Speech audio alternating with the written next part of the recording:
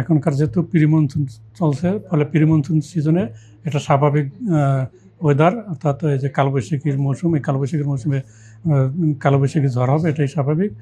তবে অন্যান্য বছরের তুলনায় এই বছরে কালবৈশাখী ঝড়ের প্রবণতাটা বেশি, ফলে বাকি দিনগুলোতেও কালবৈশাখী ঝড়ের সম্ভাবনা রয়েছে এবং বিশেষ করে কালবৈশাখী ঝড়ের সাথে বৃষ্টিও এবং বজ্রসহ বৃষ্টিরও সম্ভাবনা রয়েছে এবং সেটা আগামী 20 তারিখ পর্যন্ত দেশের উত্তরাঞ্চল এবং উত্তর পূর্বাঞ্চল অর্থাৎ ময়মনসিংহ, সিলেট এবং রংপুর বিভাগে বেশি, পাশাপাশি তার চেয়ে কিছুটা কম সম্ভাবনা রয়েছে রাজশাহী এবং ঢাকাতে, আর খুলনা বরিশালের দিকে আরেকটু সম্ভাবনা কম।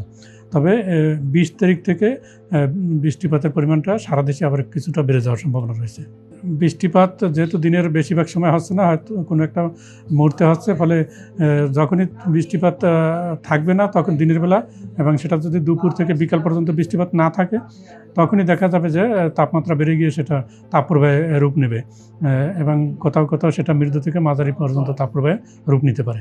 আমরা 5 দিনের পূর্বাভাস, পাশাপাশি আরও 5 দিনের আউটলুক, মোট 10 দিনের পূর্বাভাস আমরা দিয়ে থাকি প্রতিদিনে, এবং ঈদের জন্য যে পূর্বাভাস সেটা আমরা আরও কিছুদিন পরে দিব।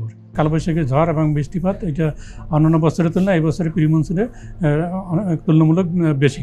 আসলে প্রতি বছর কিন্তু ওয়েদার একরকম হবে না, ওয়েদার এক এক বছরের ভিন্ন ভিন্ন ওয়েদার থাকবে, এটাই ওয়েদারের নেচার। ওয়েদার একটা ওয়েভ ফলো করে, সেই ওয়েভে দেখা যাবে যে কখনো পিক থাকলে তখন সেই বছর ওয়েদার পরিমাণটা বেড়ে যায়, আবার এটা ডাউনে চলে যায়।